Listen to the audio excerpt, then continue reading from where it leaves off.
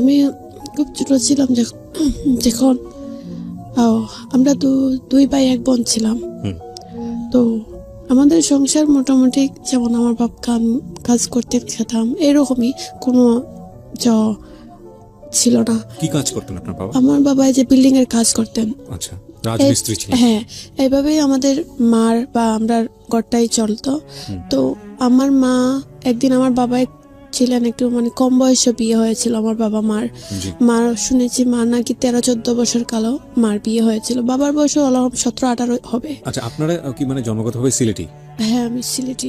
তখন আমার মাকে ঘর জামাই করে বিয়ে দেওয়া হয়েছে। তো আমরা দুই ভাই এক বোন ছিলাম। তো হঠাৎ একদিন আমার বাবাকে অন্য জায়গায় বিয়ে করে ফেললেন। তো আমাদের পরিবারটা একটু অন্যরকম হয়ে গেল। যাতে বাবা অন্য জায়গায় বিয়ে করছে, মা এই সংসার করবেন না, বলছেন যে 3 বাচ্চা টাকা সত্ত্বেও উনি কেন বিয়ে করবেন। তো আমার বাবা বলছে ঠিক আছে, আমি ও দ্বিতীয় বউকে ছেড়ে দিব, তবে তুমি আমাকে তালাক দিও না। পরে গার্জিয়ান মিলে তালাক নিয়ে নিয়েছেন, যে ও ঘর জামাই তাকে, তারপরেও অন্য জায়গায় বিয়ে করে ফেললো আর বাচ্চাদের কথা ভাবলো না। তার মিলিয়ে আমাদের পরিবারটা একটু নষ্ট হয়ে গেল।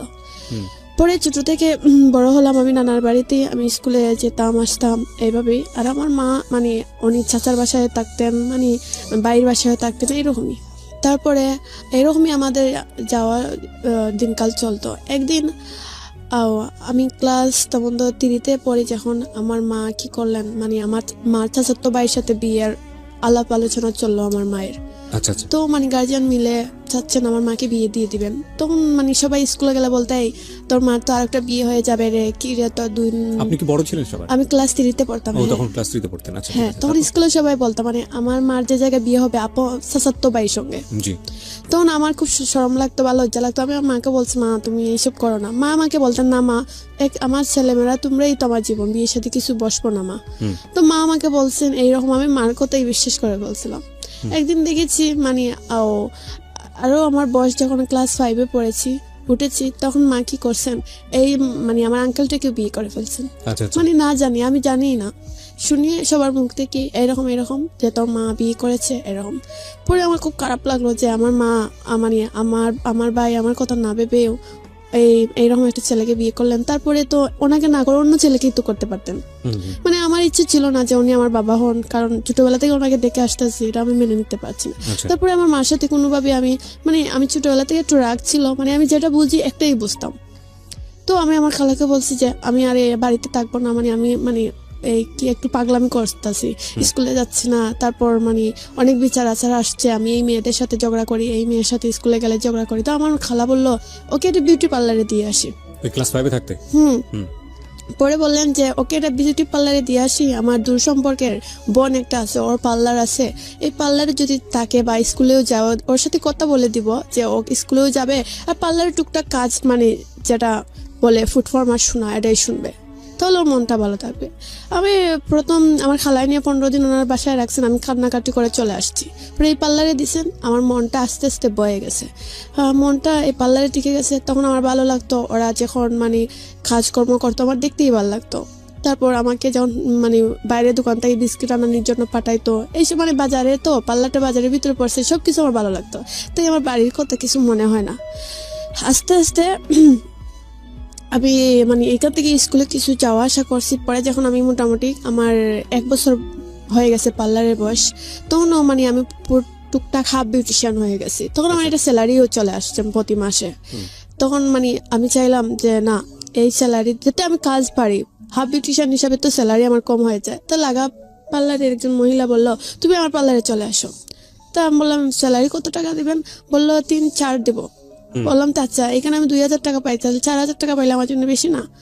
তাহলে আমি বললাম যে ঠিক আছে, আমি তোমার এখানে চলে আসবো। তাই সরকার এই পাশে হচ্ছে আমার আংটির পার্লার আর সেই পাশে হচ্ছে ও মহিলাটার পার্লার। তো ওনার কাছে চলে গেলাম। তো একদিন উনি একটা বিশ্বনাথ শিমলতলা নামে একটা গ্রাম আছে, এই গ্রামে উনি একটা বিয়ার প্রোগ্রামে যাবেন। তো আমাকে সঙ্গে নিচ্ছেন, বা আমি আবার টুকটাক ছোটবেলা থেকে নিজে নিজে সাজগুজ করতাম। তো আবার আমি আবার সাজাতে অন্য কেউ পারতাম ভালো, বুঝতাম ভালো। তো আমাকে বলছেন তুই তো সাজাতে পারস, মেকআপ খুব সুন্দর করতে পারস, তাহলে তুই অনেক এই শিমলতলা যে গ্রামে আছে, এই গ্রামের অন্য একটা গ্রাম আছে যেটার নাম বলছে ট্যাংরা, এই জায়গায় একটা বউ আছে, তুই সাজাই আসিস। আমি বললাম ঠিক আছে। তখন এত কিছু বুঝতাম না, মানে বয়স মনে হয় 13 বছরের মতন হবে, এত কিছু বুঝতাম না, কিন্তু আমার মনে হলো তো আমার সব কিছু ভালো লাগতো। তো আমাকে এনে সাজা দিয়েছেন, তারপর মনে হয়েছে আমার সাজটা যে কন্যার পক্ষ মানে কন্যায় পছন্দ করেনি, মানে বলছে আমার এই মেকআপটা চয়েস হয়নি। তখন আমাকে তারপরেও কোনোভাবেই ওরা ওদেরটা ম্যানেজ করে বলছে, পরে আমাকে বলছে তাহলে তুমি চলে যাও। তাহলে আমার ম্যাডাম যেখানে ছিলেন সেখানে আসছি। 2টা ছেলে পাঠিয়ে দিয়েছিলেন আমার ম্যাডাম আমাকে রাস্তা থেকে রাতকে নিয়ে আসার জন্য। আমি তো বাসার সামনে গিয়ে গাড়িটা খাড়া করে নিই, একটু দূরে খাড়া করছি। তাহলে আমার ম্যাডাম বলছেন একটা দুলু আর মামুন নামে একটা ছেলে ছিল, যে যাও তুমি গিয়ে আমার একটা বিউটিশিয়ান মেয়ে এখানে দাঁড়িয়ে আছে, এদেরকে ওকে নিয়ে আসো। ও 2টা গেল গিয়ে যে মানে আমাকে বললো আপনি আসেন, এই বাড়িতেই আপনার ম্যাডামে কাজ করতেছে। পরে আমি হেঁটে হেঁটে গেলাম, গিয়ে ম্যাডাম বললো শেষ হয়ে গেছে। আমি বললাম হ্যাঁ। এখানে যে দুলু নামে একটা ছেলে আমাকে বারবার ফলো করতেছে। এই ছেলেটার সাথে আপনার ম্যাডামের কি সম্পর্ক ছিল? এটা হচ্ছে যে ম্যাডামের ভাইয়ের মানে যেটাকে বলে শালির বিয়া। এই যে ছেলেটার বড় ভাইয়ে বিয়ে করেছিল, ওনার শালির বিয়ে। আচ্ছা আচ্ছা, বুঝাতে হতো আমি পারতেছি না, মানে যেটাকে বলে তালই, মানে এরকম একটা আত্মীয় সম্পর্ক। হ্যাঁ হ্যাঁ, মানে যে ছেলেটাকে পাঠাইছেন এই ছেলেটার তালই গরবনির। আর এই ম্যাডামটা কি আপনার? ম্যাডাম এই যে বিউটি পার্লারের মালিক যে সে হচ্ছে মালিক ম্যাডাম। যে সে। আর আপনি সাদা ছিলেন কাকে? আর আমি যে জায়গায় সাজাচ্ছি সেই জায়গা থেকে চলে আসছি এই আচ্ছা। ম্যাডামের সাথে একটু সাথ দিব বলে। এনে তো যে মেয়েটা কন্যার পক্ষরা লন্ডন থেকে আসছে, অনেক লোকজন মানে সাজবে অনেক। আপনার ম্যাডাম আপনাকে নিয়ে আসতেছে কোন একটা জায়গা থেকে ম্যাডামকে হেল্প করার জন্য? হ্যাঁ, হ্যাঁ, ওকে, তো দুলু নামের একটা ছেলেকে পাঠিয়েছে। দুলু নামে একটা ছেলেকে পাঠিয়েছেন, 2টা ছেলে ছিল। তো আমি এইখানে এই ঘরে গিয়ে ঢুকছি, তো এই ছেলেটা আমাকে বারবার ফলো করতেছে। তো এটা স্বাভাবিক, একটা ছেলে আমার দিকে তাকিয়ে আছে, আমিও মাঝে মধ্যে তাকাই। কিন্তু এরকম করে সারা রাত মানে আমরা কাজ করছি, আমি আমার ম্যাডাম। পরে আমাদেরকে রাত 2টার দিকে ওদের গ্রাম থেকে আমাদের গ্রামে, আমার ম্যাডামের গ্রামে যাইতে মনে করেন সিএনজি দিয়ে 10 মিনিট এরকম। তাহলে আমাদেরকে বাড়িতে মানে বাসায় চলে আসছি আমরা। পরের দিন খুব সকাল চলে গেছি, এই ছেলেটাকে দুলু নামে যে ছেলেটা, এটাকেই দেখছি রাস্তার মধ্যে, ও একটা সিএনজিতে বসে আছে। তো আমি তো মানুষজন দেখে আমার ম্যাডাম কাজ করতেছে টুকটাক, আমিও সাহায্য করতেছি ম্যাডামকে। তো এই ছেলে আমার দিকে তাকাচ্ছে, আমিও তাকাচ্ছি, এরকম করে করে মানে ছেলেটা একদিন মানে এক সময় আমার ম্যাডাম বললো কি রে ফোন যায়ও না আসেও না, কি হলো? পরে এই ছেলেটাকে ডাক মারে বললো এই যে ভাইয়া ফোন তো যায়ও না আসে না, কি হলো? বললেও যে ফোনটা অফ করে অন করে তাহলে ঠিক হয়ে যাবে। কিসের ফোন এটা? এটা মোবাইল সেট, কল যাচ্ছে না আসতেছে না ম্যাডামের ফোনে। আচ্ছা, তো এই ছেলেটাকে বলেছে? হ্যাঁ, ওটা ম্যাডামের সাইড দিকে যাচ্ছে, তো ওটাকে যাক মেরে বললো ভাইয়া কল যাচ্ছেও না আসতেও না, এটা ফোনটা কি হলো? ও বললো যে আপনি অফ করে অন করেন। পরে হলো ঠিক হয়ে গেল।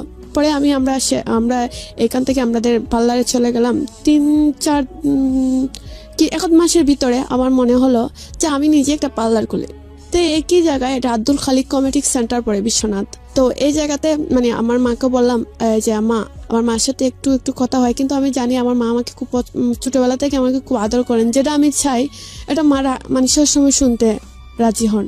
মাকে বললাম মা, তুমি আমাকে আমার একটা পার্লার খুলে দাও না।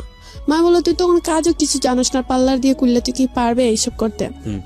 বললাম পারবো, তুমি আমার করে দাও। মানে আমার একটু শখ উঠলো যে আমি একটা পার্লার করবো, সবাই যেমন পার্লার আছে আমারও থাকবে।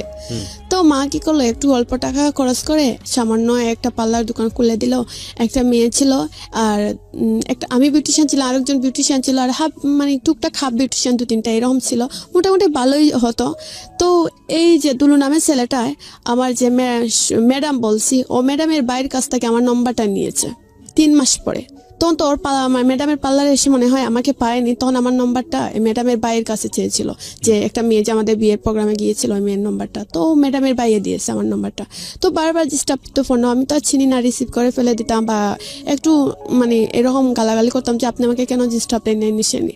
হঠাৎ একদিন এরকম প্রায় 1 মাস বা 2 মাসের মতন এরকম আমাকে ডিস্টার্ব দিয়েছে, দিনে 4-5 বার কল দিত। হঠাৎ একদিন ও আমাকে কল দেয়নি।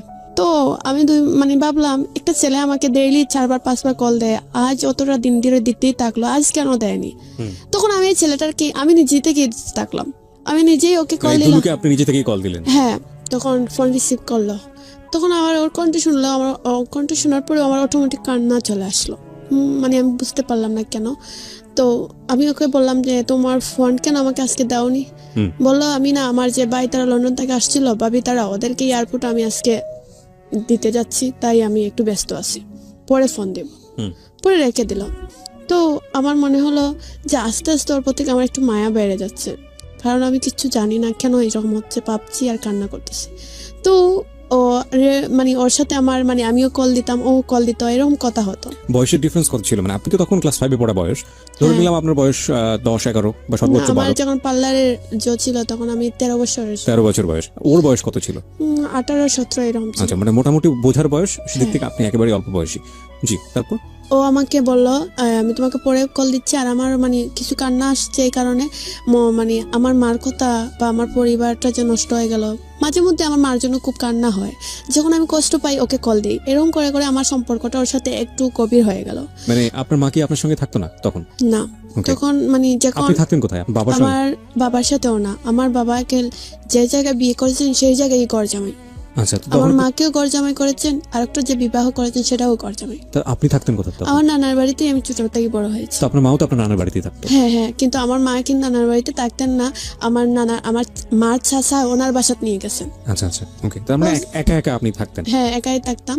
তারপর আমার দুই আপনার ভাই, আর ভাই বোনরা কোথায় থাকতো? আমার ভাই একটা ছিল, একটা মানে আমার বাবা যে দ্বিতীয় বিয়ে করেছেন ওনার কাছে নিয়ে গেছিলেন ভাই দুইটা, আমি তো আর যাইনি। মানে আপনার সঙ্গে আপনার ভাই বোনও থাকতো না সেই অর্থে? হ্যাঁ, ভাইজনকে দুইজনকে নিয়ে নিছেন। একটাকে শুনছি যেটা 4 বছরের না 5 বছরের, যে ওকে পালক দেওয়া হয়েছিল, ওকে আজ পর্যন্ত খুঁজে পাওয়া হয়নি। ওর নাম রুবেল ছিল। আচ্ছা আচ্ছা। তারপর একটা ভাই হারিয়ে গেছে, তারপর এক ভাই এক বোন ছিলাম আমরা। ওর বয়স রাসেল, ওর নাম ছিল, আমার ভাই যেটা আমার ছোট। আচ্ছা, তো আমরা 2 ভাই বোন ছিলাম। তো একদিন ও আমার ভাইকে আমার খালা বললো যে ও এখানে থেকে কি করবে, ওকে কাজ করে, আমার বাড়িতে নেই, আমার ছেলের সাথে একটু কাজকর্ম করবেন আর চলবেন, না হলে খাবে কি। কাকে বলেছে এটা? আমার ভাইকে। আচ্ছা।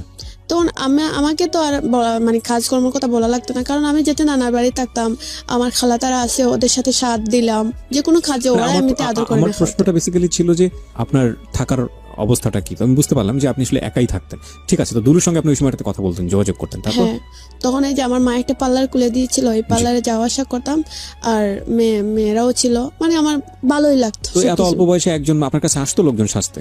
মানে আমার কাছে না আসলেও ঘরে তো অনেক মানে বিউটিশিয়ান ছিল পার্লারে, যে একজন বয়স্ক মহিলা ছিলেন, হয়তো আমাকে মালিশ হিসাবে না মানলেও অনেকে যোগ করতো।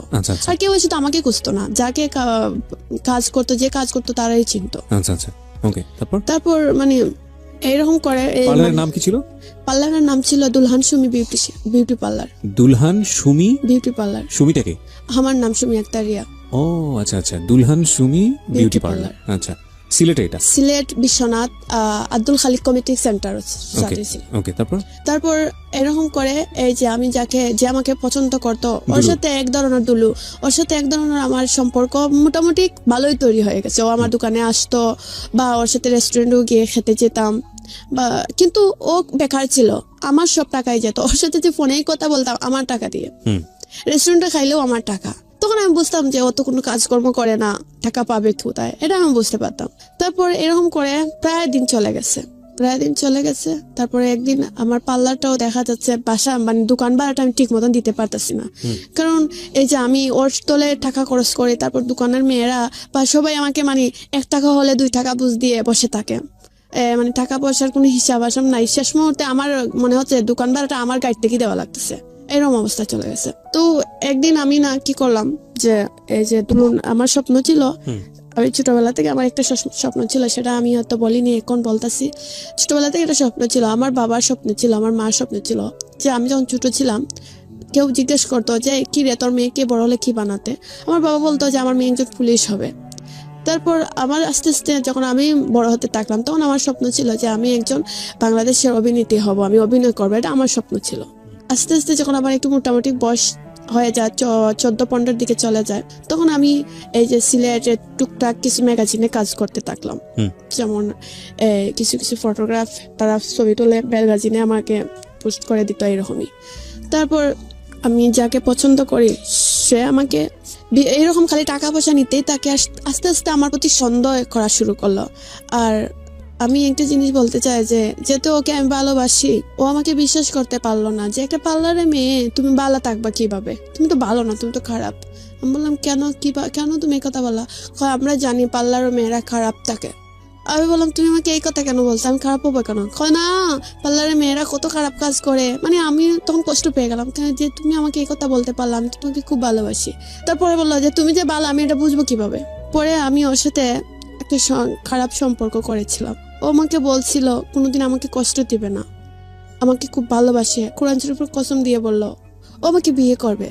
মানে আপনি ভালো এটা প্রমাণ করার জন্য আপনাকে এই ধরনের সম্পর্কে যেতে হবে, এটা বলেছিল? হ্যাঁ, মানে নাহলে ও বিশ্বাস করে না যে পার্লারের মেয়েরা বুঝি খারাপ থাকে। আচ্ছা, তো আপনি ভালোবাসার প্রমাণ দেওয়ার জন্য এটা মেনে নিলেন। আচ্ছা, দুলুর সাথে আপনার সম্পর্কটা ওই সময় কত মাস হয়েছে বা কত বছর হয়েছে? 1.5 বছর। 1.5 বছরের মতো। আচ্ছা, তারপরে এইরকমই এখন দেখা যায় দিন 2 মাস 3 মাস পর পর আমাকে ডাকে।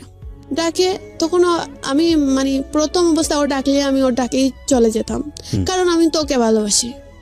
তারপর এরকম করতে করতে এক পর্যায়ে দেখা গেল আমি আরেকজন ছেলেকে মানে মোটামুটি পছন্দ করে ফেললাম।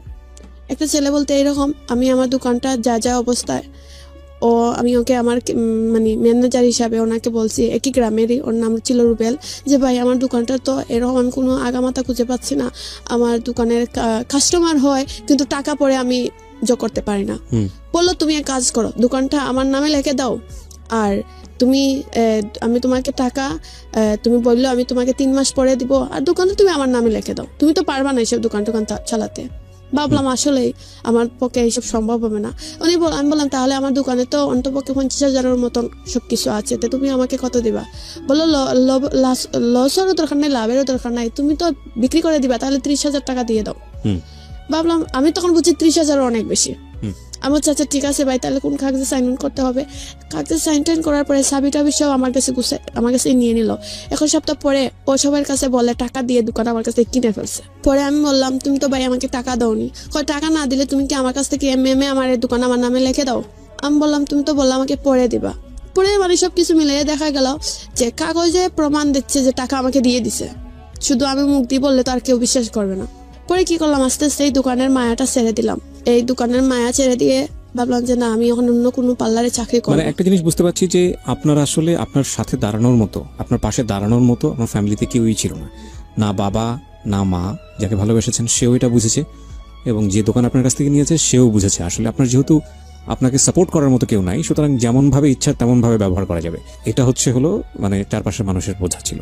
এগুলো একটু খেয়াল রাখতে হবে গল্প পড়াশোনার ক্ষেত্রে। জি, তো আপনি তারপরে কোন একটা বিউটি পার্লারে কাজ করা শুরু করলেন। লেখাপড়া তো ক্লাস 5 থাকতে স্টপ করে দিয়েছে। স্টপ বলতে যে এখন প্রথম যে আংটির পার্লারে ছিলাম, ওনার পার্লারে মাঝে মধ্যে যাইতাম আসতাম, এরকম করে করে মানে মোটামুটি এইটা উঠে ছেড়ে দিয়ে দিছি। আচ্ছা, তারপর আমি যাকে পছন্দ করি দুলু, ও বলে কাজ করো তুমি, সিলে তোমাকে পার্লারে ঢুকিয়ে দিয়ে দিই। বিশ্বনাথ তো ছেলেরা তোমাকে সবাই মোটামুটি চিনে, তা আমি চাই না এই ছেলেরা তোমাকে আর চিনুক, তুমি যখন পার্লার ছেড়ে ফেলছো তাহলে তোমাকে সিলেট নিয়ে ঢুকিয়ে দিয়ে দিই পার্লারে। ভাবলাম ও যখন চায় তাহলে সিলেটই চলে যায়। আমি এই জীবনের প্রথম যে সিলেট শহরে নিজে একা একা থাকা, তো ও আমার উপর ভরসা করে আমি একটা পার্লারে সিলেটই আসছি। তো আমি কান্না করতেছি যে এই সিলেট আমি থাকতে পারবো না, এরকম আমি সিলেট একটা অবস্থা না। মানে ও আমাকে বুঝালো যে তুমি সিলেটই থাকো, তোমাকে খুব তোমার ভালো হবে। তখন ও বললো আমি আর এখন থেকে তুমি আমার সাথে ডাইরেক্ট কথা বলে ফোনে কথা বলা লাগবে না, আমার পিছনে আর টাকা খরচ করা লাগবে না, আমি ছোট মোটো একটা কাপড়ের দোকানে চাকরি নিয়েছি, এখন থেকে আমি কল ডাইরেক্ট করে তোমার সাথে কথা বলবো। তারপর এরকম ও কল দিত, মানে 2 বছর পর থেকে ও আমার সাথে ডাইরেক্ট কল দিয়ে বা রেস্টুরেন্টে খাওয়া দাওয়া লাগলে ওই টাকাগুলো দিত, আমার তেমন বেশি খরচা লাগতো না। কি দুলু? ওকে। আর 2 বছর পর্যন্ত আমার টাকাই খরচ হয়েছে। তারপর এইরকম করে আমি মনে করেন আর আছে তো ও আমাকে একটু সন্দেহ করতো, মনে করতো যে সিলেট ফোন আসে, বারবার ফোন আসতেছে, মনে হয় আমি অন্য কোনো ছেলেদের সাথে কথা বলি, আর ওর পরিজনই ঠিকই আমাকে ডাক্কা নিত। তো আমি ওকে একদিন বললাম, এক সময় ওর জন্য আমি খুব পাগলের মতন ছিলাম, যে ওকে বললাম তুমি আমাকে বিয়ে করে নাও। ও বললো এখন না, করবো তোমাকে পরে। এরকম করে আমাকে আশা দিয়ে দিয়ে রাখে, আমি খুব ভরসা করি হ্যাঁ তো করবে। এক সময় আমাকে বললো, এরকম কত দিন যাওয়ার পরে একদিন বললাম তুমি আমাকে বিয়ে করবা না? বললো করবো, তাহলে কাজ করো। আমাকে একটা শাড়ি দিয়েছিল, লাল শাড়ি। আমি বলছি বলছি তোমাকে কোর্ট ম্যারেজ করে ফেলবো, আর খাবিনটা তোমার কাছে থাকবে। তখন আমাকে খাবিন এইসব কি, অত কিছু বুঝি না। আমি ভাবছি আচ্ছা খাবিন আরটা এইসব আমি বুঝতেছি না, তুমি আমাকে বিয়ে করে নাও। বললো ঠিক আছে, তোমার আমাকে একটা শাড়ি দিয়েছিল, মানে যেরকম মানুষ একজন বিয়ে করলে যা যা প্রয়োজন হয়, কিছু কসমেটিক দিয়েছিল, এরকম দিয়ে বললো আমি তোমাকে কোর্ট ম্যারেজ উকিলের মাধ্যমে করবো। আমাকে শাড়িটারে দিয়ে স্বপ্ন দেখিয়ে পরে বলে কি আরো কিছুদিন পরে বিয়ে করি। হুম। পরে আস্তে আস্তে আমি ভাবলাম না, ও আমাকে বারবার স্বপ্ন ভেঙে দেয়, আর এটা মেনে নেওয়া যাচ্ছে না। আমার তো এটা মানে আমি তো এটা মানুষ, আমাকে তাহলে করবে না ডাইরেক্ট বলবে, মিথ্যা আশ্বাস দিবে কেন? পরে জাস্ট আমি আর ওকে বিয়ের কথাও বলি না, কিছুর কথাও বলি না। এখন আমি চাচ্ছি যে আমি আমার জীবনটাকে নিজের মতনই সাজাবো। আস্তে আস্তে প্ল্যানিং করলাম, না আমার স্বপ্ন পূর্ণ হতে হলে সিলেট যখন আসছি শহরের ভিতরে, তো বাউ টাও সব কিছু আমি বুঝি। তো আস্তে আস্তে ফটোগ্রাফ বলো, বিভিন্ন স্টুডিওর মাধ্যমে আমি একটু চ্যানেল লাগালাম যে আমার স্বপ্ন এরকম। কিছু বাইরে আমাকে বলছে তোমাকে আমি সাহায্য করব, বা সিলেটেরও কিছু আঞ্চলিক নাটকের অফারও আসছে। হ্যাঁ, এখন আমার মনে পড়ছে আপনার গল্পটা। আপনি অনেক আগে আপনি বলেছিলেন রেডিওতে, সেটা প্রচারও হয়েছিল। জি। আপনি কিছু মডেল ছবিও নিয়ে এসেছিলেন। হ্যাঁ, হ্যাঁ, সেই সময়। রাইট। যারা শুনেছেন, যারা আমার পুরনো শ্রোতা আছেন, তাদেরকে একটু ইন্টারাপ্ট করছি। এই পর্যায়ে এই গল্পটা রেডিওতে প্রচার হয়েছিল, কিন্তু এক পর্যায়ে পর্যন্ত প্রচার হয়েছিল। এটা আমার লাইফের একটা হিস্ট্রি হয়ে গেল আজকে, যে কোনো গল্প সেকেন্ড টাইম প্রচার হচ্ছে, কিন্তু সেকেন্ড টাইম প্রচার মানে এটাই না যে সেই গল্প আপনারা শুনছেন। এই গল্পটা প্রচার হয়েছিল ওনার কথা অনুযায়ী কত বছর আগে? 3 বছর হয়ে যাবে। 3 বছর আগে প্রচার হয়েছিল। 3 বছর পরে, মানে এই 3 বছর গল্পটা প্রচার হওয়ার পরে 3 বছর কি ঘটেছে ওনার জীবনে, উনি আজকে কোথায় দাঁড়িয়ে আছে, এইটা হচ্ছে আজকের গল্প। খুবই ভয়ানক গল্প, এবং সেটা আমি আপনাদেরকে বলতে চাই। তবে তার আগে আমি একটু শর্ট করে ওই পুরো লাইফটা একটু তুলে ধরছি, নইলে আপনারা বুঝতে পারবেন না, কারণ অনেকেই হয়তো গল্পটা শোনেননি। এবং পুরোনো এপিসোডগুলো যদি আপনারা ঘাটেন, যদি এটা ইউটিউবে থেকে থাকে, যদি আমি জানি না, কারণ ইউটিউবে ওই সময়টাতে আপনার কর্তৃপক্ষ, আমাদের যে রেডিও কর্তৃপক্ষ ছিল, তারা আপলোড করতো না, আমিও করতাম না, অনেকেই করেছেন, আমি ঠিক জানি না। যে সেখান থেকে আপনারা যদি ঘেটে ঘুটে বের করতে পারেন, তাহলে ওনার ছবি, উনি যে মডেলিং করতেন সেই ছবি, পাশাপাশি হচ্ছে আমার মনে আছে, এখন মনে পড়ছে ওনার যে ফেস বর্তমানে, সেই ছবিটা দিয়ে আমরা গল্পটা পাবলিশ করেছিলাম। জি বলেন। তারপর কিছু আঞ্চলিক নাটকের অফার আসছিল, তখন আমি রাজি হই না, কই ধরো আমি সিলেটি নাটক করবো কেন? আমার তো স্বপ্ন ছিল যে আমি একটা ছবিতে কাজ করব, এরকম একটা স্বপ্ন ছিল। ভাইয়া তারা বললেন, শোনো, ছোট থেকে তোমার বড় হতে হবে, তুমি ফুট করে তো আর উপরে উঠতে পারবা না, আস্তে আস্তে কাজগুলো করে তুমি একদিকে আগাতে হবে। তখন আমার লক্ষণ ছিল যে আমার স্বপ্ন আমি পূর্ণ করব, এরকম একটা লক্ষণ ছিল।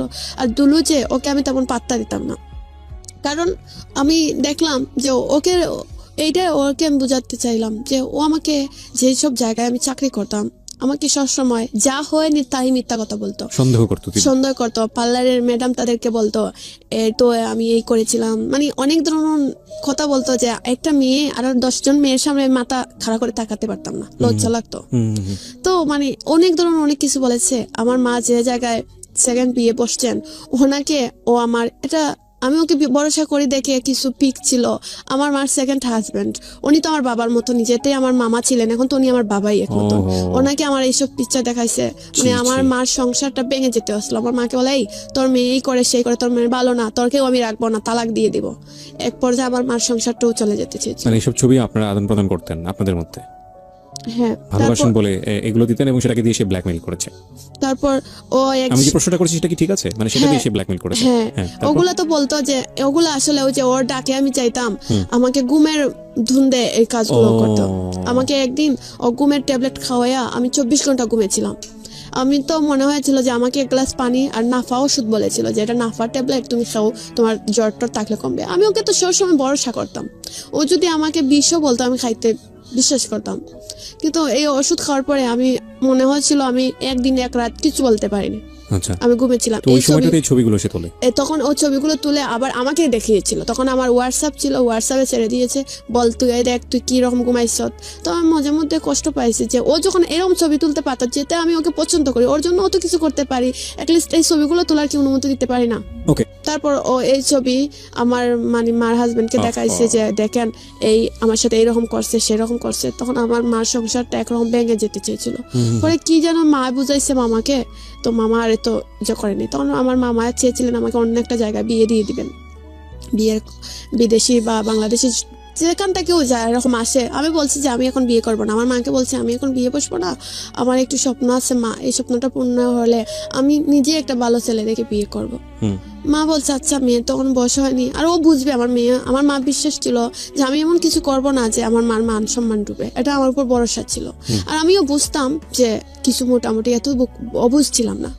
তখন আমি চেয়েছি যে এরকম কিছু ফটোগ্রাফ তারা আছে, এদের কিছু কাজ করতাম, ওরা ম্যাগাজিনে দিত, কিছু টাকা পয়সা ওরা দিত, কিন্তু আমি বেশি টাকা নিতাম না যেতে, কারণ আমার টাকার দরকার ছিল না। আমি একজন পার্লারও 8-9 হাজার টাকা স্যালারি পেতাম, এই টাকা দিয়ে আমার বাড়ি তো দেওয়া লাগতো না, আমি নিজের মতনই চলতাম। আমার যদি জামা লাগে জামা কিনতাম, মানে আমি খুব সাজগুজ করতে পছন্দ করতাম, কোনোদিন একটা টাকায় আমি জমাইয়া রাখিনি। এই দুলু আমাকে এরকম করতে করতে এক পর্যায়ে ও আমাকে অনেক সন্দেহ করে ফেললো, যে আমার অন্য জায়গায় মানে সম্পর্ক হয়ে গেছে।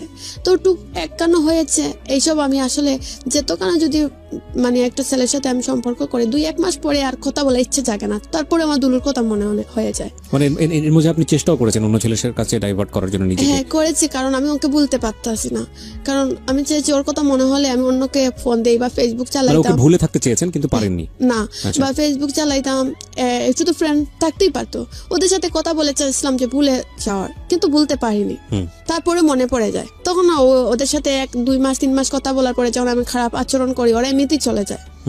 তো এরকম করে অনেক চেষ্টা করার পরে ঘুরে ওর কাছেই আসে, ঘুরে ফিরে ওর কাছেই আসতেন? হ্যাঁ। একসময় দেখা গেল ও মানে আমাকে মানে রাস্তাঘাটে বিভিন্ন সন্দেহ, যে যেটা বলে, কারণ ওর সাথে সম্পর্ক মোটামুটি সবাই জানতো, আশপাশের যেসব জায়গা চাকরি করতাম ম্যাডাম সহ সবাই জানতো। পরে একসময় দেখা গেল ওকে যে যেটা বলে সেটাই সন্দেহ করে, সেটাই বিশ্বাস করে। তারপর আমি এক সময় আমি ও পার্লারটা চেঞ্জ করে দিলাম, যে পার্লার ও দিয়েছিল সেই পার্লারটা চেঞ্জ করে অন্য পার্লারে চলে গেলাম আমি আমার মতন করে। ও একটা পার্লার দিয়েছিল আপনার জন্য? ও আমাকে একটা পার্লারে, বলছিলাম না যে সিলেট একটা শহরে একটা পার্লারে চাকরি তিনি ঢুকাই দিয়েছিল। চাকরি দিয়েছিল শুধু? হ্যাঁ ওকে। ও পরে এই ও চীনা জায়গা থেকে আমি ও চীনা জায়গা চলে গেছিলাম, আমি ডিস্টার্ব না করতে পারে। হ্যাঁ, সিম টিম সব চেঞ্জ করে ফেলছি, কিন্তু 6 মাস গেছে, তারপর আবার খুঁজে বের করছে আমাকে।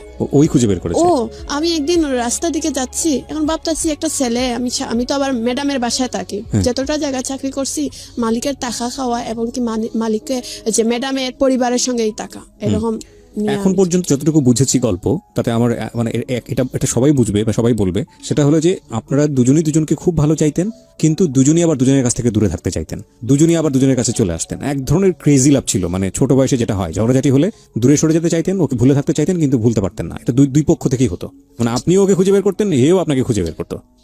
তারপর ও আমাকে একদিন আমি যার ম্যাডামের বাসায় থাকতাম, ওনার হিসাবে ছিল যে আমি সব মেয়েদের আগে গিয়ে পার্লার খোলা লাগবে, কারণ ওরা আসবে 10টার সময়, আমি 8:30টার সময় গিয়ে পার্লার খুলতে হবে, এরকম। মানে এই সুবিধার জন্য কিছু ম্যাডামরা মেয়েদেরকে বাসায় থাকা খাওয়া সহ দায়িত্ব নেয়।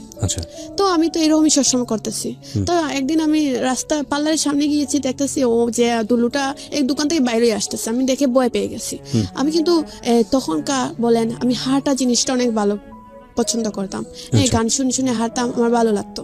তো আমি সবসময় হাঁটাচলা করতাম, আমি ভয় পেয়ে গেছি ওকে দেখে। আমি তখন আমি কি করছি, আমার কাছে 2টা ফোন ছিল, কারণ আমি একটা ফোন ছিল, 2টা ফোনে 2টা সিম দোকানে ছিল। ওকে দেখে আমি একটা ফোন কিভাবে লুকাবো আমি নিজে বুঝতে পারিনি। না সরি, এক ফোনের মাঝে 2 সিম ছিল।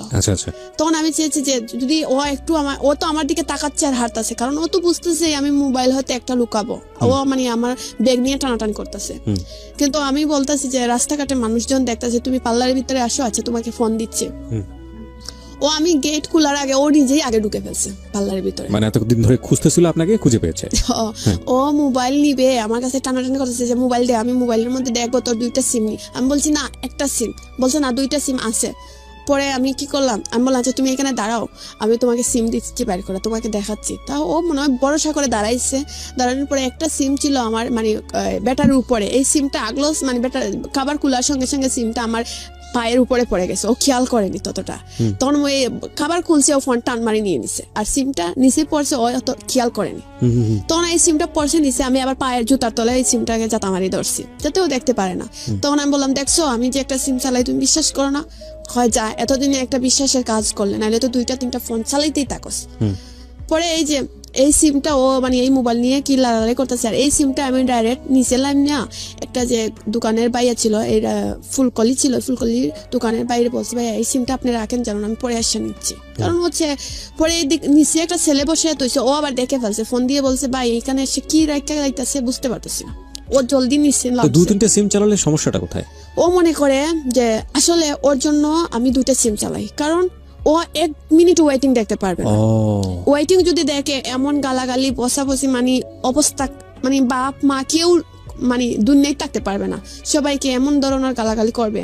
আমি এই বইতে 2টা সিম চালাই, যদি আমার এটা বান্ধবীও থাকতে পারে, আমার এটা বন্ধুও থাকতে পারে, আমি কথা বলতে পারি না। রাইট, তো তারপর কি হলো? পরে আমি ও আসা নিছিলাম চলে, আমি এই দোকানদারকে জিজ্ঞাসা করছি, ভাই ও কি আপনার কাছে কিছু দিছে? উনি বলেন না তো, উনি আমার কাছে আইসক্রিম নিতে আসছেন। মানে ও কথাটা উনি অন্যরকম বুঝিয়ে দিয়েছে। তাহলে ও সিম আর মোবাইল নিয়ে চলে গেল। পরে এইরকম প্রায় করে মোবাইল নিয়ে নে, আবার আমি গিয়া বিছনাথ থেকে আনা লাগে প্রায় সময়। ইমুতে ও তোমার ইমো না, তখন তো হোয়াটসঅ্যাপ ছিল, ভাইবার ছিল, এগুলোর মধ্যে ওর আর আমার প্রোফাইল পিক দিয়ে রাখবে। এমন প্রোফাইল পিক দিয়ে রাখবে মানে মানুষজন এমনিতে খারাপ বুঝবে। তো এইসব করে অনেক ঝামেলা করে। তো আমি আস্তে আস্তে বোঝা গেল যে আমি আমার বাড়িতে গিয়েছিলাম, গিয়ে একটা দূর সম্পর্কে মামাও লাগে বা দূর সম্পর্কে মামা। তো ওনার সাথে একটু কথা বলার চেষ্টা করলাম যে এরকম আমি এখন কি করব মামা, আমি তো এটা বড় সমস্যার মধ্যে পড়ে গেছি। ওনার সাথে সব শেয়ার করলাম যে আমাকে ও এরকম করে সেরকম করে, ওর কথা অনুযায়ী যদি আমি আজকে বলবে এই তুই আজকে আস আমার কাছে, আমি দেখা করব, আমি যদি যাই না তাহলে আমার সাথে অনেক খারাপ আচরণ করে, তো আমার বাধ্যতামূলক যাইতেই হয়। আমি কি করব? উনি বললেন এক কাজ কর, এই সেলের নম্বর ডিলিট করে, ফোন টোন ডিলিট করে তুই পার্লারে যাস না, বাড়িতেই থেকে যা। আচ্ছা, কিন্তু আমার অভ্যাস হয়ে গেছে পার্লার থেকে, আমি তো আর বাড়িতে থাকতে পারতেছি না। এখন আমি বলতেছি না মামা, আমার তো একটা মাসে একটা খরচ লাগে। তারপরে আমি উন্মুক্ত ভর্তি হয়েছি, তেমন আবার তোমার কোচিংও করি, এগুলা টাকাও দিতে হয়, সবকিছু মিলে আমার খরচ আছে, আমি ওনাকে বললাম। তারপরে যে আমার ম্যাগাজিনের জন্য প্রায় সময় অনেক কিছু জায়গায় যেতে হয় কাজ করার জন্য, ওনাকে বুঝিয়ে বললাম যে মামাতে এক কাজ করে আমি আরেকটা পার্লার চেঞ্জ করে আর সিম চালাবো না, এটা বন্ধ করে দিই। উনি বললেন দেখো কি করো। তারপর ও আমাকে এইখানে কিন্তু অনেক বুঝতে পারতেছেন, অনেক ঝামেলা হয়েছে, মানে মারামারি ওসাওসি। কারণ ওর কাছে আমি যাই একটু শান্তি ফিল করার জন্য, কারণ আমি ওরে এতটুকু জানি না। আমার মনে হয় যে মানুষ যখন কষ্ট পায়, দুঃখ পায়, মার কাছে গেলে যেরকম একটা মানুষ শান্তি ফিল করে, আমি ওরকম মনে করতাম ওর কাছে গেলে। কিন্তু ও কি করে আমাকে মারামারি দরাদরি করে, শুধু আমার এসব ভাল লাগে না। ওর কাছে যাই যদি আমি একটু শান্তি অনুভব করার জন্য, ও যদি আমাকে মারে ধরে সন্দেহ করে, তাহলে কি আর হয়? তখন আমি আস্তে আস্তে ওকে ভুলে যাওয়ার চেষ্টা করি, আর ওকে আমি ফোনও দিতে চাই না, কিছু করতে চাই না। এরকম অবস্থায় ও আমাকে ফোন দিতে চাইলে আমি তেমন পাত্তা দিই না, আমি ব্যস্ত দেখাই, খুব বিজি আছি রাখো বা এরকম কিছু দেখাই। তো একদিন বৈশাখীর দিন আমি পার্লারতেই সাজগুজ করে আমি একটু শিশু পার্কে গিয়েছিলাম। আমি কিন্তু আমার পার্কও যেতে খুব পছন্দ করতাম, কিন্তু যে পার্কে ও আমাকে শিখাইছে সেই পার্কেই যেতাম। ও আমাকে সবসময় শিশু পার্কেই নিয়ে যেত। তো তখন তো ওর সাথে ঝগড়া ছিল, আমি চেয়েছি যে আমি নিজেই সাজগুজ করে শিশু পার্কে যাই, মানে ও আসবে বলে না, আমি আমার নিজের মতন চেয়েছি একা একা ঘুরবো। তখন ওর সাথে আমার বেশি কথা হতো না। ও দেখতাম আমি যেসব মেয়েদের সাথে কথাবার্তা বলতাম, ওদের সাথে ও সম্পর্ক করতো, কথা বলতো। তখন আমার মনে একটু খারাপ লাগতো যে ওর সাথে ওকে আমি ভালোবাসি আর ও অন্য মেয়েদের সাথে কথা বলে, এটা আমার নিজেরই খারাপ লাগতো। তখন আমি নিজে ওকে ভুলে যেতে চাচ্ছিও, কারণ আমি ওটা দেখতেছি ও আমার স্বপ্ন পূর্ণ হতে দিবে না, বলছে এইসব কাজ করতে পারবা না, বলছে তুমি এইসব কাজ করলে তুমি জানো পরিচালনা এই করে সেই করে সেই করে, মানে ফটোগ্রাফার হতে পারবা না, অভিনয় করতে পারবা না, বলছে ফটোগ্রাফার তো না, সরি, মানে মডেলিং করতে পারবা না, হ্যাঁ, এবং হচ্ছে আমি যে আমার স্বপ্ন অভিনয় করবো এটাও পারবো না।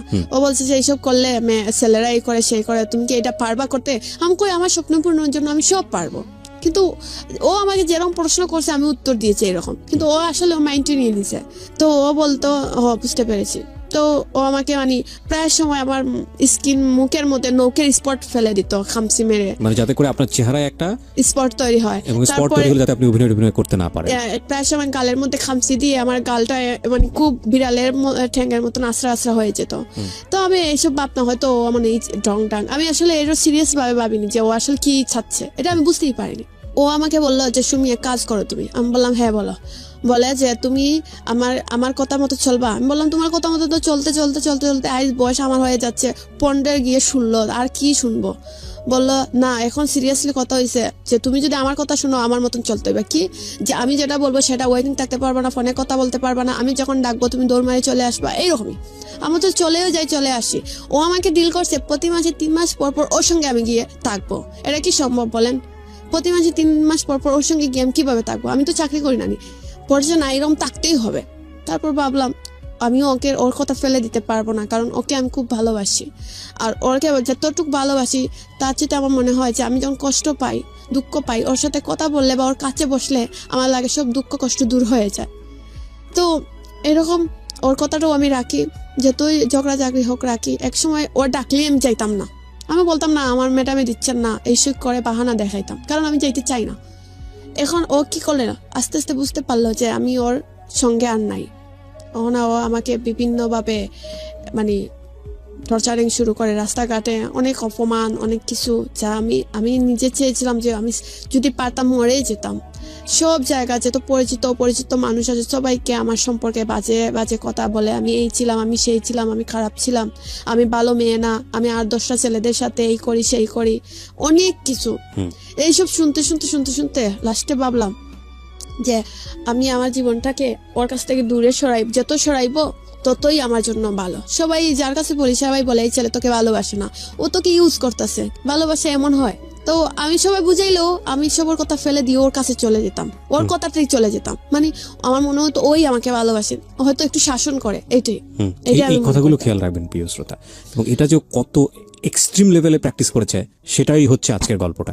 হ্যাঁ, পরে আমি ভাবতাম ও হয়তো আমাকে খুব ভালোবাসে, এর জন্য আমি যদি ওর সঙ্গে একটা পার্কে যাই তো ও কি করতো, অন্য ছেলেরা যদি আমার দিকে তাকায় ও মনে করতো এই ছেলের সাথে আমার প্রেম আছে, কোনো হয়তো প্রেম ছিল, নাহলে তাকাবে কেন?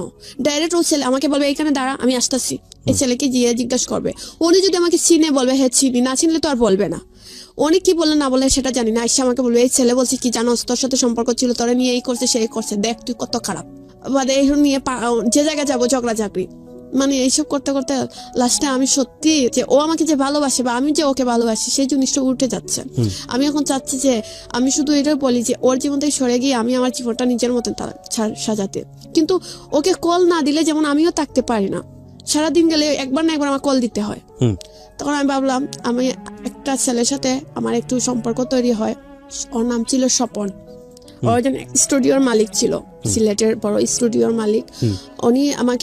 আমি ওনাকে ফোন দিয়েছিলাম, উনি বলেছিলেন ওনার একটা স্টুডিও ব্যাগ ছিল, শপিং ব্যাগ, যেটা মডেল হিসাবে কাজ করতে হবে আমার।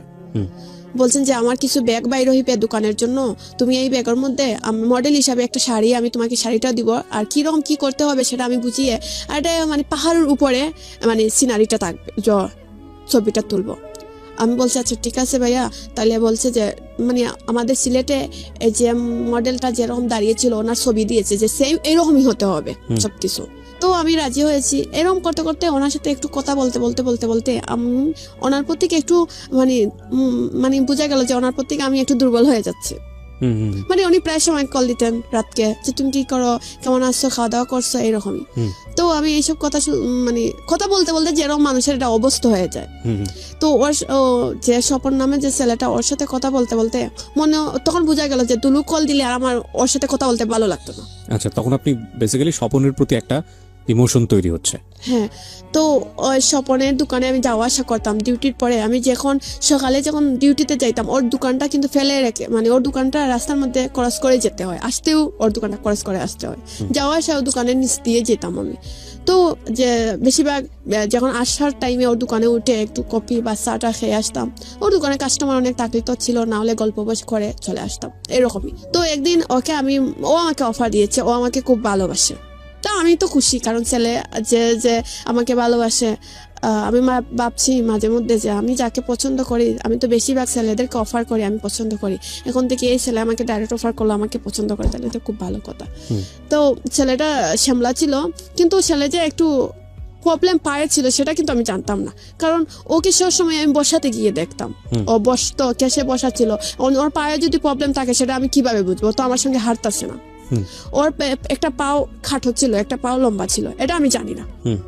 যাই হোক, ওকে আমি যতদিনও যাই ওকে মানে কেসে বসে টাকা দেখি, ওইভাবে কথাবার্তা বলতাম, চলে আসতাম। ওর প্রতি আমার অনেক টান হয়ে গেল। আমি ওকে ফোন দিতাম, প্রায় সময় রাত ওকে ওয়েটিং দেখি। বললাম তুমি এত ওয়েটিং কিসের জন্য? বলে না, কাস্টমাররা রাতকে ফোন দেয়। মানে আমি বলছি রাত 12টার পর কাস্টমাররা ফোন দেয়। বলে হ্যাঁ দিতেই তো পারে, দরকার থাকতে পারে না। আমি বললাম একদিন 2 দিনের জন্য প্রতিদিন রাত 12টা থেকে 3টা-4টা পর্যন্ত, মানে তখন ও আমাকে বলে না, আমরা বন্ধুরা 4 বছর কনফারেন্সে ঢুকে গল্প করি। আমিও বিশ্বাস করছি হতে পারে। এরকম করে করে ওর সাথে হয়তো 1 বছরের মতন হয়ে গেল, কিন্তু ও যে হিন্দু এটা আমি জানতাম না, ওর যে পাওয়ার সমস্যা সেটাও আমি জানতাম না। কারণ ওকে নিয়ে কোনোদিন আমি কোথাও ঘুরতেও যাইনি, জাস্ট খালি এই দোকানেই দেখা হতো। তারপরে এরকম করে সম্পর্কটা একটু জড়িয়ে থাকলো। পরে এই যে দুলুকে আমি পাত্তা দিতাম না, এই যে ও আমাকে ফোন দিত, আমি বেশি গুরুত্ব দিতাম না, ফোনে সময় দিতাম না, কথা বলতে চাইতো আমি সময় দিতাম না। এরকম করে একদিন আমাকে এই দিন দুলু, আমি যে পাল্লায় চাকরি করি, আমাকে বললো তুমি কোথায় চাকরি করো? আমি বললাম কেন, শাহজালাল ওকে বলিনি। বলছি কেন? বললো না তোমার জন্য কিছু আমাদের বাগান থেকে আম, লেসু আর বুবি এগুলা নিয়ে আসছিলাম, তুমি যদি খাও তাহলে দিব। আমি বললাম তে কাজ করো, তুমি এই যে ব্রিজ আছে যে দক্ষিণ তোমার সিলেটের একটা তোমার সুরমা নদী ব্রিজ আছে, এই ব্রিজে এইখানে তুমি থাকো, আমি তোমাকে 3 ব্রিজের নিচ থেকে এসে নিব না। বললো তো ঠিক আছে। ও আমাকে এখানে ব্যাগ দিয়ে হয়তো আমাকে ফলো করছে আমি কোথায় যাচ্ছি। পরে সন্ধ্যাবেলা আমাকে কি করলো, আমি শাহজালালের মাজারের পাশ থেকে হাইটটা যাচ্ছি, যাওয়ার পরে আমি দেখলাম একটা সিএনজি, আমার অনেক সিএনজি তো যাচ্ছে, রাস্তাঘাটে তো সিএনজির অভাব নেই, যাচ্ছে আসতেছে। একটা সিএনজির দিকে আমারও চোখ পড়লো, এই সিএনজির দিকে যাচ্ছে, আমি দেখলাম একটা ছেলে স্প্রের মতন একটা বোতল বাইর করলো। কিন্তু পরে আমি বোতলতে বাইর করছি সেটা দেখছি, কিন্তু হঠাৎ বোঝা গেল যে বৃষ্টির মতন পানি পড়তেছে আমার শরীরে। আমি আমার শরীরের দিকে তাকালাম, বোঝা গেল ছিদ্র ছিদ্র। এটা আমি বুঝতে পারিনি যে এটা কি। তো মানুষজন আমাকে টান মারে নিয়ে গেল, আমি চিক মেরে উঠছি, আমার হাতে একটু মানে এই পানির ফুটা পড়ছে, আমার হাতটা দেখছি মানে একটু কিরকম যেন কিরকম হয়ে যাচ্ছে কালোর মতন।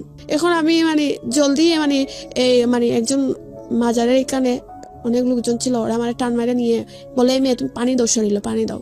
আমি পানি দিলে আমার কাপড় চোপড় করে ফেললাম। পরে আমার ম্যাডামকে ফোন দিয়ে বললাম এইরকম আমার এই অবস্থা। আমার ম্যাডাম বললো তুমি জলদি বাসায় আসো।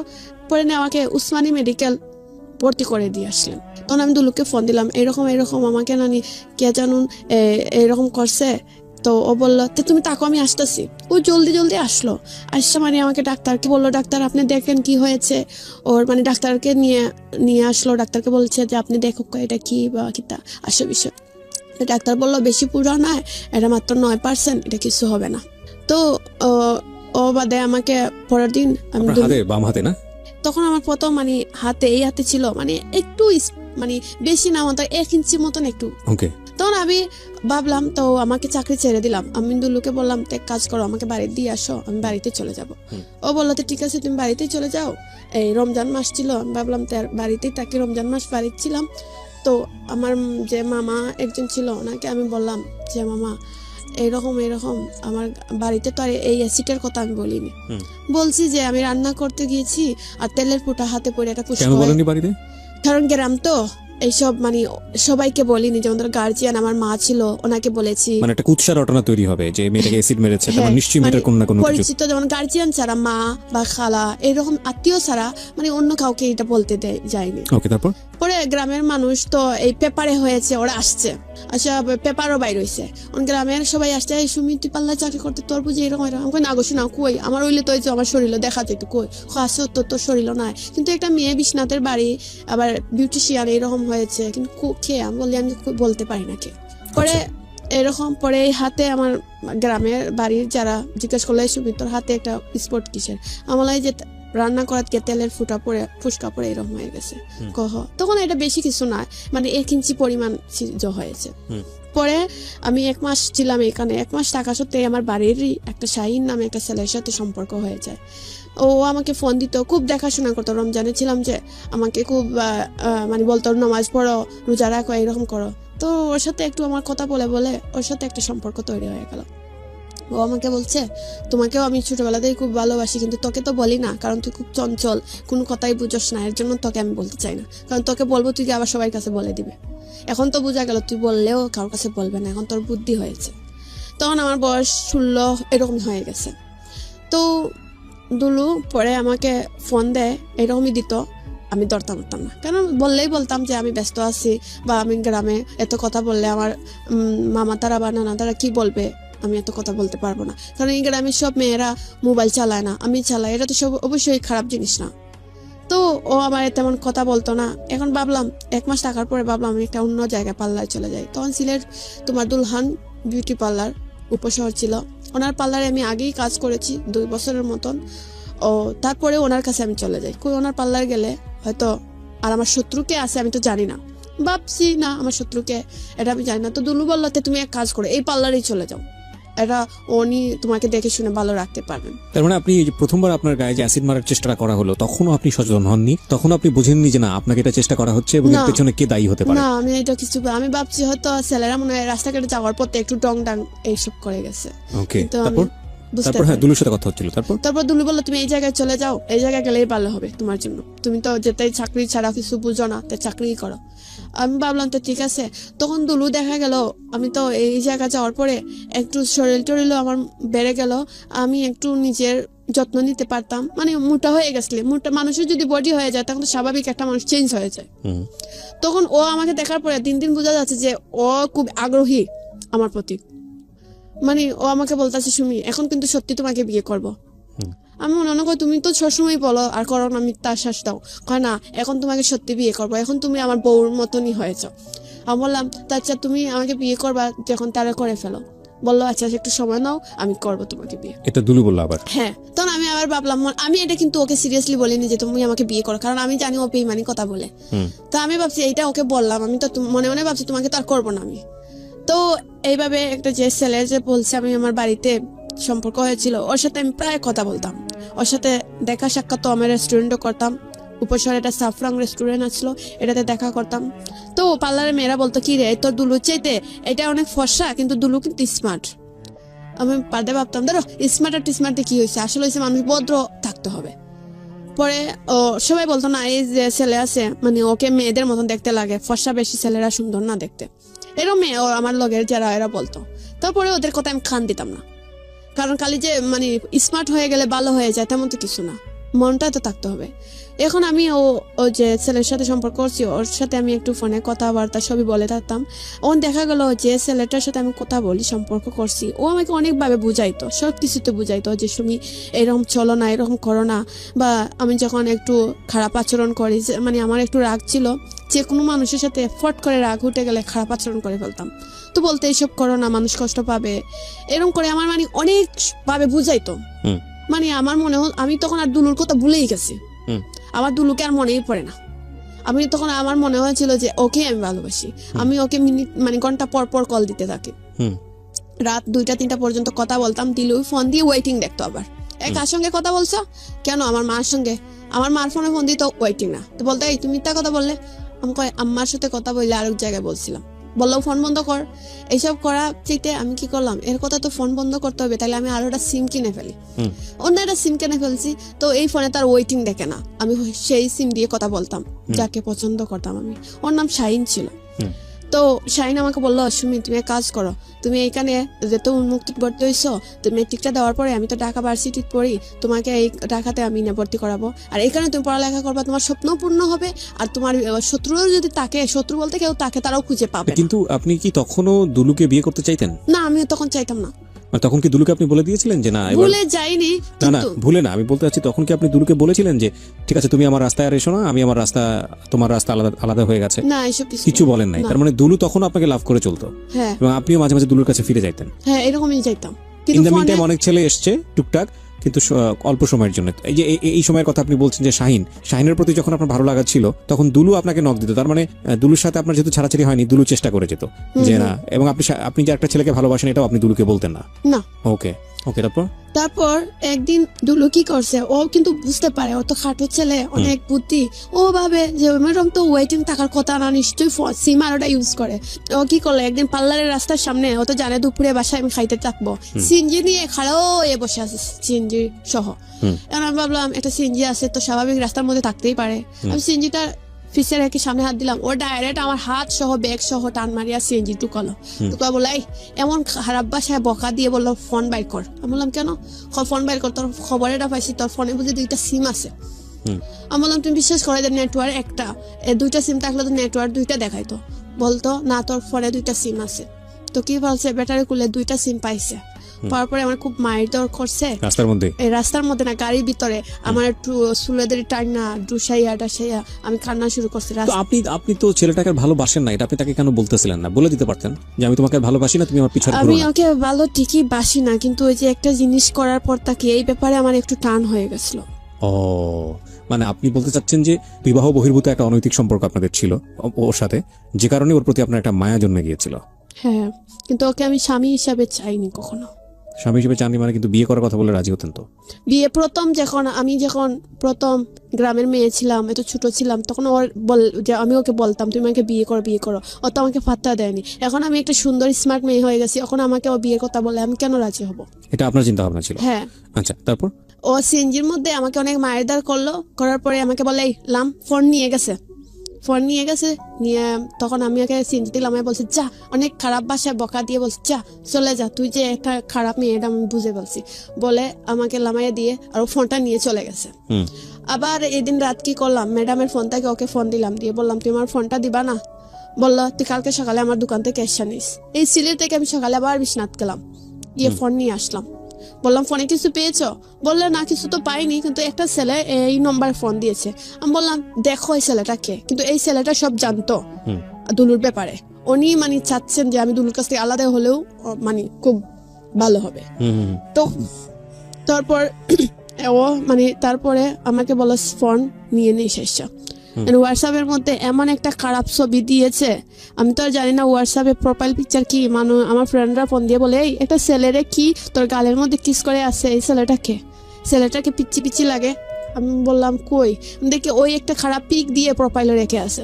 আমি ডিলিট দিয়ে অন্য পিক দিলাম, দিয়ে তখন আমি ভাবলাম একটা ওই পার্লারের ম্যাডাম একজন আছে, উনি হচ্ছেন উপজাতি একটা মেয়ে। উনি বলছেন সুমি এক কাজ কর, তুই ঢাকায় চলে যা, আমার বোনও তাকে একটা পার্লারে, তোকে 12,000 টাকা স্যালারি দিবে আর এখানে টাকা খাওয়া হবে, কোনো সমস্যা নাই। আমি বলছি আপু আমি তো জীবনে কখনো ঢাকায় যাইনি, কিভাবে কি বুঝবো? বললো ওয়ারির জায়গাটার নাম, তুই এই জায়গায় থাকলে অনেক ভালো হবে আর তোর মানে সমস্যা হবে না। তো আমি ভাবলাম এই সিলেট ঢাকা শহরে গিয়ে আস্তে আস্তে চিনি, কারণ আমার তো স্বপ্ন পূর্ণ করতে হবে।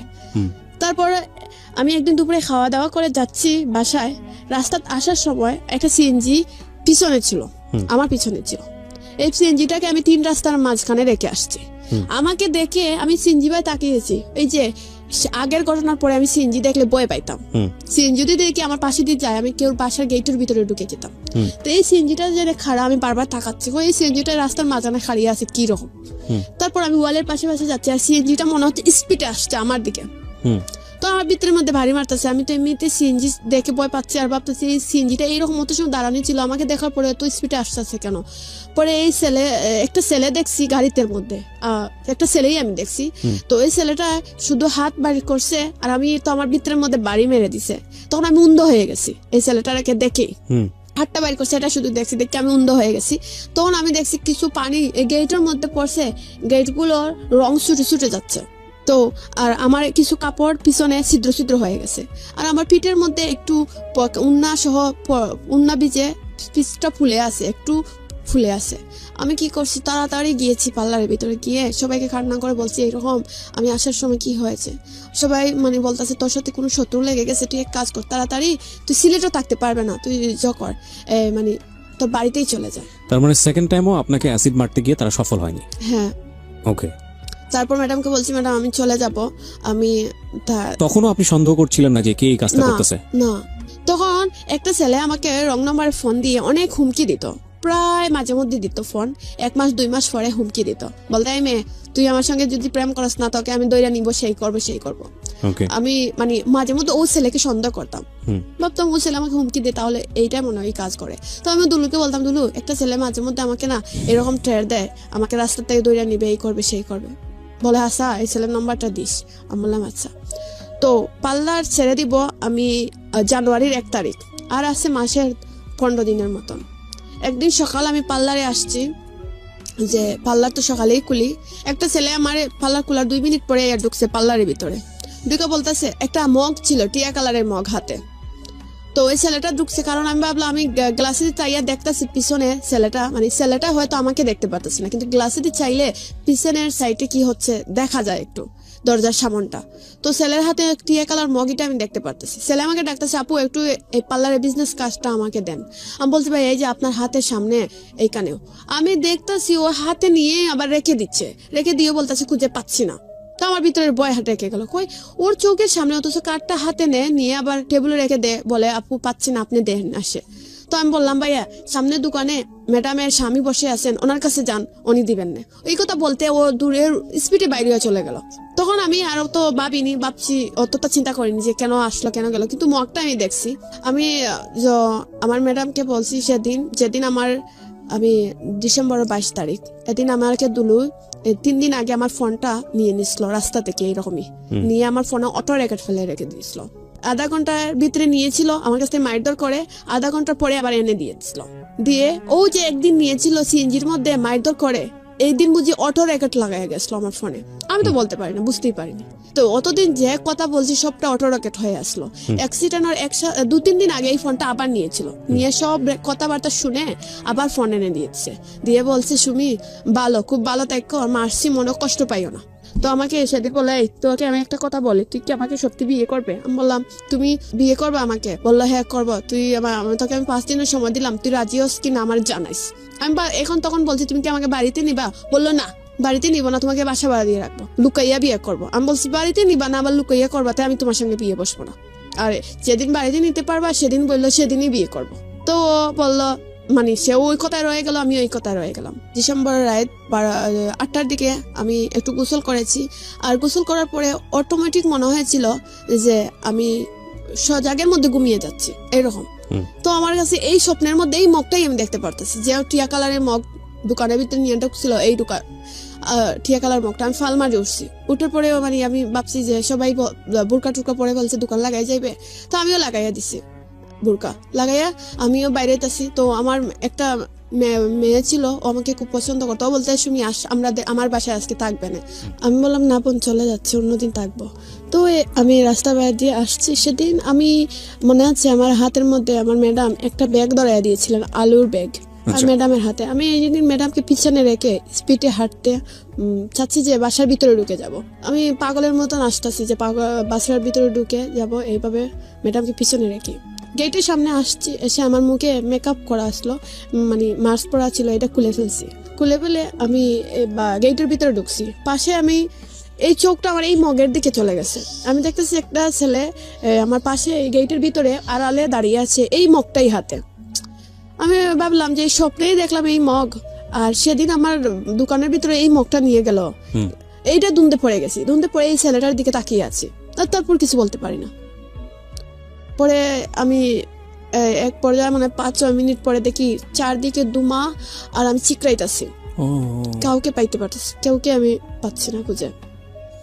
তখন আমি চোখে জ্বলতেছে, চোখে জলেরও না, সবকিছু দুমা দুমা লাগতেছে। এটা কি আপনার ম্যাডামের কোন এক কলিগ, আপনারই কলিগ, আপনার কি বলা যেতে পারে, ওই কলিগের নাম কি ছিল? ওর নাম ছিল তানিয়া। তানিয়ার বাসার ভেতরের ঘটনা না বাইরের ঘটনা? না, তানার ভিতরে না, ওর বাসা হয়েছে সাফরাং। ওর বাসায় সবাই মোটামুটি। তার মানে কি আপনি দোকান থেকে বের হওয়ার পর ম্যাডামের বাসায় গিয়ে থাকবো? না, দোকান থেকে এই ঘটনাটা ঘটেছে কোথায়? ম্যাডামের বাসায়। ম্যাডামের বাসায় তো পার্লারটা? না, বাসায় না, পার্লার এক জায়গায়, বাসা অন্য জায়গায়। আচ্ছা, তো বাসার ভেতরেই ঘটনা ঘটেছে? হ্যাঁ, গেটের ভিতরে, মেইন গেটের ভিতরে। ও মাই গড। তারপর আমি তো এই মগটা দিকে তাকিয়ে আছি, তাকিয়ে বলতেছি, এই মগটা আমি দুনতে চাইছি, এই মেঘটা এই ছেলের হাতে আসলো কোথায় থেকে? এই দুন্দাইয়া ছেলের দিকে তাকা নিতেছিলাম। তারপরে আপনি 5 মিনিট পরে আপনার দৌড়াদৌড়ি শুরু হয়েছে? হ্যাঁ, আমি 5 মিনিট পরে চিল্লা করতেছি। আমি দেখতে আমার শরীরে জ্বলতেছে, এইদিকে আমার বুরকা পণ্য ছিল, বুরকাও দেখি আমি নাই, কাপড় ছিল অর্ধেক দেখি কাপড়ও আমার পণ্য নাই। তো আমি চিকরি করতেছি, কেউ আমার পাশে আসতেছে না, কাউকেও খুঁজে পাচ্ছি না। আমি ম্যাডামের বাসায় ঢুকতেছি, ম্যাডামের বাসার যে অন্যরা বাড়াটি আছে, ওরা দরজা জানালা লাগাইয়া দিতেছে, আমাকে ঘরে ঢুকাইতেছে না। ম্যাডামও দরজা লাগাইয়া বসে আছে, আমাকে ঘরে ঢুকাচ্ছে না। আমি পানি বলতেছি, পানি দাও, কেউ পানি দিচ্ছে না আমাকে। 10-15 মিনিট পর মনে হয় দরজা খুলছে, তাবাইতে ম্যাডামই খুললে, কাউকে দেখতে পারতাছি না। আমি বাথরুমে গিয়েছি, শরীরে পানি ডালবো, পানি আসতেছে না, পাইপ দিয়ে একটু পানি এক মগ আসছে, শরীরে ডালছি, এখন দেখি খুব জ্বলতাছে। জানুয়ারি মাস ছিল, ঠান্ডার দিন। আমি দেখি আরো আমার কষ্ট হচ্ছে, আর পানি দেইনি। আমার হঠাৎ গ্লাসে দিয়ে চাইছি, দেখতেছি যে আমার মুখটা সাদাই রয়ে গেছে, হাত কালো। আমি ভাবছি হাতটা কালো হয়ে গেছে, হয়তো আমার মুখে পড়েনি, তাই আমি মুখে পানি দেইনি। কিন্তু জ্বলা যন্ত্রণা করতেছে, তো কিন্তু কোন দিকে করতেছে এটা আমি ক্লিয়ার বুঝতে পারতেছি না। সাইড দিকে জ্বলতেছে, আলাদাভাবে বুঝতে পারছি না যে চোখে তো পড়েছে যে অ্যাসিড, আমি জীবনেও ভাবতে পারিনি। আমি ভাবছি আমার চোখ ভালোই আছে। আমাকে উসমানী মেডিকেল নিয়ে ভর্তি করা হয়। কে নিয়ে যায় আপনাকে মেডিকেলে? আমার এই যে ম্যাডামের স্বামী। আচ্ছা। তখন দুলুকে ফোন দেওয়া হয়েছে, আমার ম্যাডাম দুলুকে ফোন দিয়েছে। হ্যাঁ। তো দুলু বললো আন্টি আমি আসতেছি, দুলুও গেল। হ্যাঁ। আমি যাওয়ার পরেও দেখি দুলু গেছে। আর শাহিনকে আমি ফোন দিয়ে বলছিলাম যে এরকম অবস্থা, শাহিন খাওয়াচ্ছিল, তখন শাহিনও চলে আসছে। হ্যাঁ। তখন আমাকে ডাক্তার বললো এতটুকু শুনছি যে তোমার শরীরে কি পানি ডালা হয়েছিল। সবাই বলছে, আমার ম্যাডামের স্বামী বলছে, মাইক্রোফোনটা ধরতে হবে। ম্যাডামের স্বামী বলছে হ্যাঁ দেওয়া হয়েছে। পরে আমাকে ঘুমের মানে ওষুধ দেখলাম, বুঝতে পারলাম যে আমাকে সুই টুই দেওয়া হয়েছে। পরে আর আমি কিছু বলতে পারি না। পরের দিন সকাল থেকে আমার মা আসছেন, আমার চোখ মুখ ফুলা, মা কান্নাকাটি করতেছে, ড্রপ চোখে দেওয়া হচ্ছে। এখন দেখতেছি ড্রপ দেওয়ার পরে আমি দেখতে পারতেছি, ড্রপ দেওয়ার পরে আস্তে আস্তে চোখ দিয়ে তাকিয়ে দেখি সবই দেখতে পারতেছি। এইভাবে 15 দিন পর্যন্ত ঢাকা সিলেট মেডিকেল থাকলাম, তাদের ঢাকা উসমানী মেডিকেল চলে আসলাম। আসার পরে 1 মাস পরে আমার চোখ পুরোপুরি নষ্ট হয়ে যায়, আমি কিচ্ছু দেখতে পাই না। ওই সময় কি আপনার কোনো ধরনের মামলা করা, পুলিশের কাছে যাওয়া?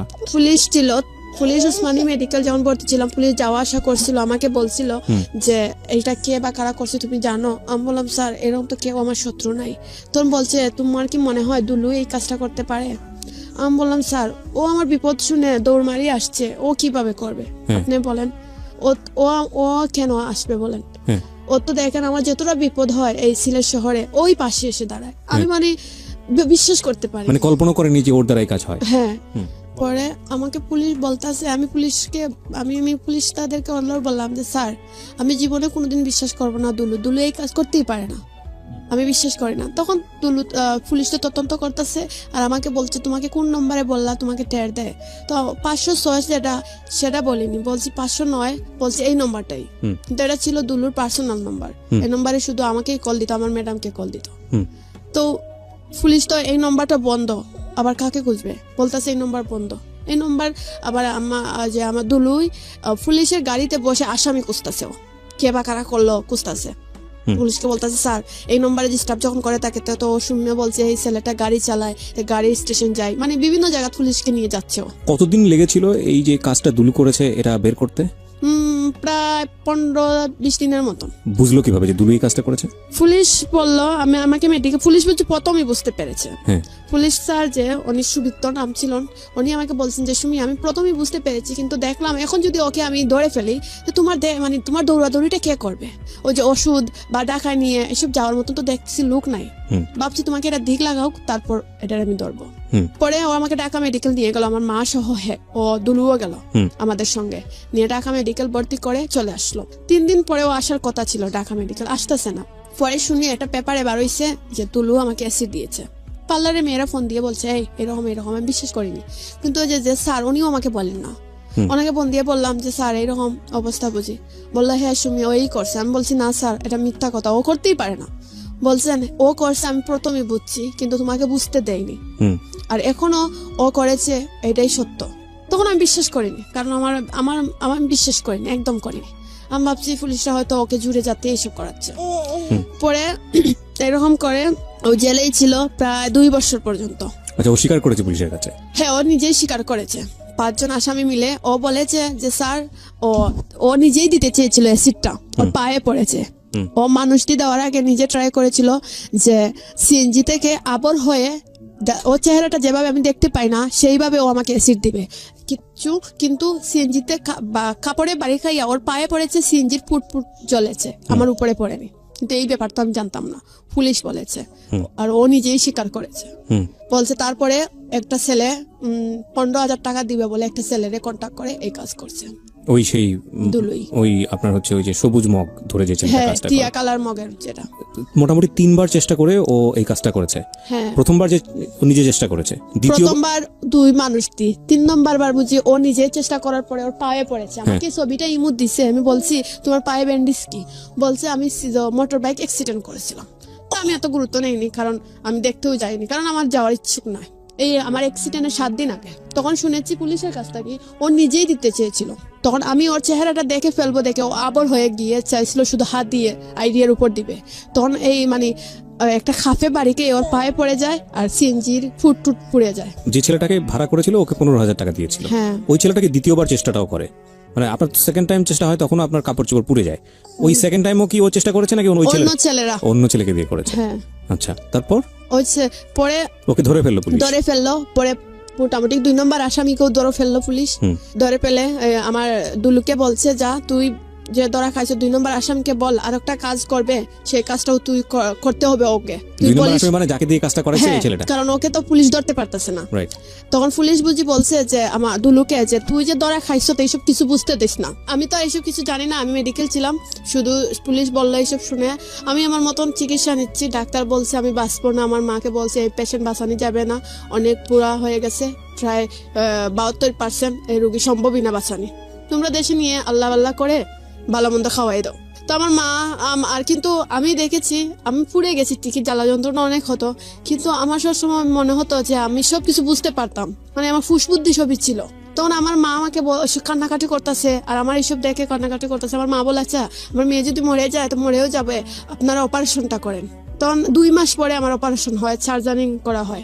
আপনার স্কিনে অপারেশন হয়? হ্যাঁ, আমার স্কিনে সার্জারিং করা হলো।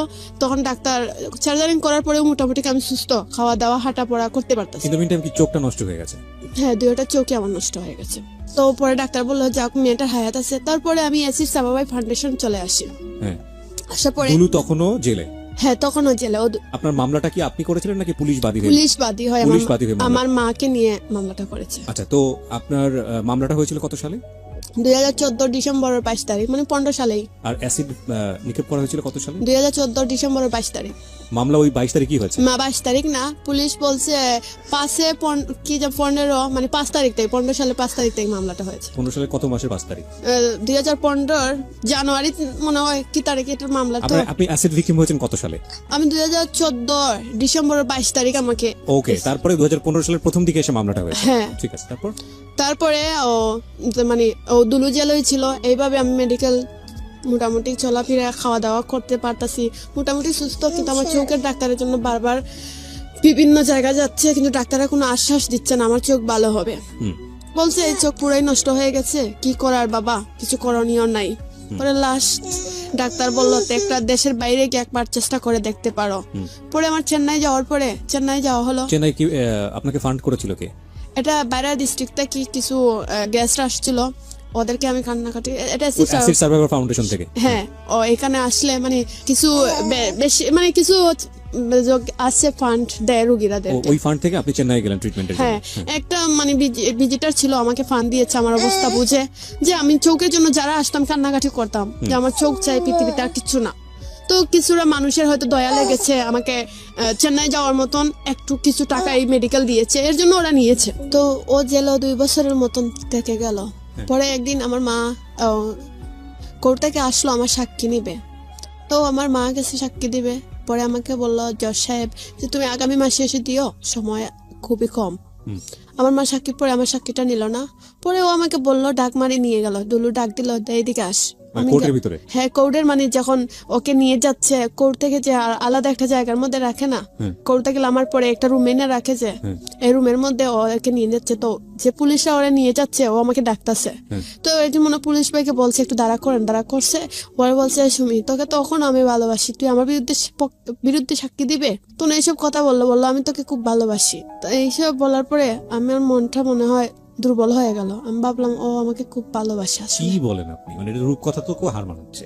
একটা লোক আপনার জীবন শেষ করে দিয়েছে, আপনি চোখে দেখছেন না কিছু, সে আপনাকে কোর্টের মধ্যে ডাকলো আর আপনি তখনও দুর্বল হয়ে গেলেন।